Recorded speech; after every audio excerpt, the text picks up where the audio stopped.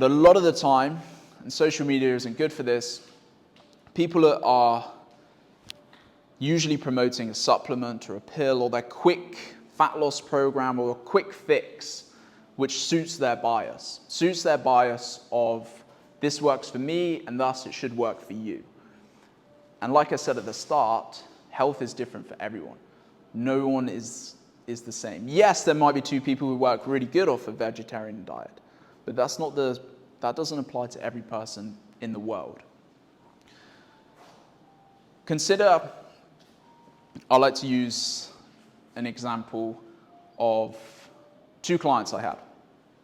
So one client was fairly overweight at the time, another client was fit, but they were friends and they started training together. For 8 weeks, I think it was about 8 weeks, they were on, because they wanted to do things at the same time, they wanted to go on the journey together. And that's really cool. When you have someone there, it's more motivation, you turn up to the gym together, etc. But they were on the same diet. They wanted to do vegetarianism together. One was doing really well with it, one wasn't. One was getting awful headaches, one wasn't recovering that well because their protein was low. So I upped the protein, but he couldn't quite fit it in because he was busy. It's obviously harder when you don't have those meat choices as a vegetarian. Anyway, one was doing really well, one wasn't doing so well. And this is a prime example of how two people are so different. Because every time we ingest food, every time we digest food, we assimilate the information from that food very differently. For example, when our liver processes toxins from a food, it could be the same food. It could be some sugar, it could be a donut, it could be vegetables. But two people will process it differently and will feel different. One person might get congestion, a headache, tired after eating a certain food.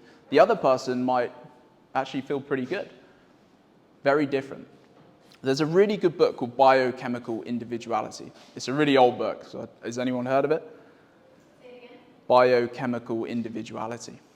It's really old, and it's a scientist who shows that there can range between 9 to 12 different sizes of stomachs.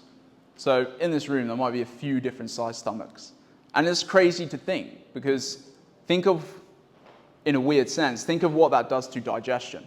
Those different sized stomachs are going to digest that food very differently.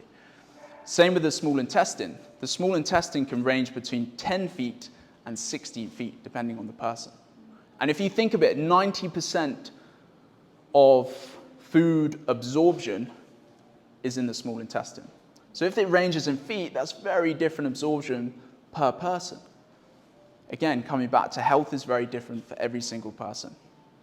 So saying one food will work for someone and not work for someone else, saying one food will work for everyone is very difficult because the body doesn't work like that. And for this reason, I've never told a client what they should eat. I've never told a client, James, you should be eating all of these things, but you need to avoid all of these things. Yes, there's health benefits to saying, you might want to cut down on your sugar, you might want to cut down on your, you're having too much fat or refined carbohydrates. But James, don't eat that, don't eat that. I would never say that. Susie, here's a list of beautiful foods you should be eating. Susie, here's a list of awful foods. On my platform, I never say, this is a supplement I want you to buy, this is a diet I want you to follow, this is what I believe to be true. Because again, we're all so different, and health doesn't work like that. I only educate. Education provides the power for people to think. And when you can think, all the answers that you're looking for will be there, will appear clear. It's those internal messages, those internal cues that our body gives us every day. And those internal cues can vary. Internal messages can vary. It could be anxiety. It could be drowsiness. It could be headaches. It could be flare-ups of your skin. But again, we're all so different. And when we can think for ourselves, it becomes much easier to live every day. It becomes much easier to pick the foods, avoid the foods that we know makes us tired. For example, in the morning you wake up. Instead of moving on with your day and thinking, man, I feel groggy today, I feel tired, my mouth is dry. Try not to just move on and forget about it. Delve a little deeper, ask why. Can you put my listen and learn? Sorry, this will make sense. Ask why. Think, okay, well, I haven't had water for 17 hours. Maybe I'll have some water, drink some water. Yeah, I actually need some water now, but I'm going to carry on my point. You have some water, 10 to 15 minutes later, you start to feel better. It's what I call listen and learn. So you've listened to the cue and the message of feeling tired in the morning, and then you've learned to drink more water before bed. It's lunchtime, you get the 2 to 3 p.m., soporific, crash, very tired, drowsy. We can probably all relate. That's a tough one. Well, this point might help.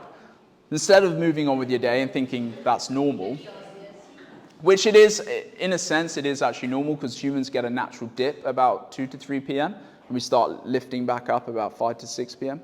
or 6 to 7 p.m. So if you do get tired, blame it on your circadian rhythm. But not to the point where you want to fall asleep. So instead of ignoring that, ask why, delve a little deeper, look a few hours ago. Okay, I had a big lunch at 11 a.m. I don't usually have a big lunch, or I had that food which I know makes me tired. The next few days, you don't have a big lunch, you maybe go for a walk instead, you're not so tired. You've listened to the message of feeling drowsy at 2 to 3 p.m., and you've learned not to have a big lunch. And we could go on and on with this, but I give one more example, which I think is a good example, is the evening. Maybe you haven't slept, poor night's sleep. The next day, you are annoying, you go to work groggy, grumpy. Again, ask why. Sometimes when you're in those positions, you don't want to sit there and think, oh, why am I like that? You just want to get on with your day. But it's so important because you listen and learn. Think, okay, what happened the night before? Why didn't I sleep? Was I stressed? No. Did I have a bad day? No. Okay, what's going on? I did have that wine. Usually don't have wine or beer. The next few days, you think, I'm not going to drink as much alcohol, or I'm not going to have that wine. You start to feel better. You listen to the cue of not sleeping well, you've learned that you probably shouldn't have too much wine before bed because it affects your sleep.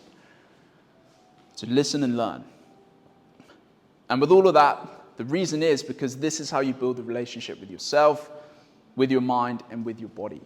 Not a gadget, not anyone else in the world, but you. And obviously gadgets and people coming in as guidance and help is obviously beneficial. But no one will know you as much as you. So you might as well get to know you. And the best way to start, honestly, the best thing you can do, let's say to start your nutrition journey, if anyone's confused in here or doesn't know what to do or there's too much information out there, is just tap back into yourself. Listen to the cues, learn a bit about yourself every single day. And then the last point on this slide, I don't need the slide, but it just says adherence. Adherence means commitment to a cause or a belief. This, you can listen to your cues, you can do a diet for 2 days, but the answers that you're looking for won't be there. So you have to be consistent, just like you are with your work. You have to be consistent with anything you do and commit to it, adhere to the process. If you do it for 2 days, you won't know much. 3 months, 6 months, a year, you get to know your body more. You might try a vegetarian diet. You listen to the cues, I actually feel pretty good on it. I can sustain it, I'm good at work, good with my clients, and you've learned this diet might be good for you. Inversely, you try carnivore or ketogenic diet.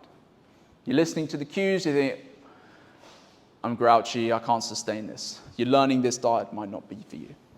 So all of the points I mentioned, just try to be consistent and adhere to the process.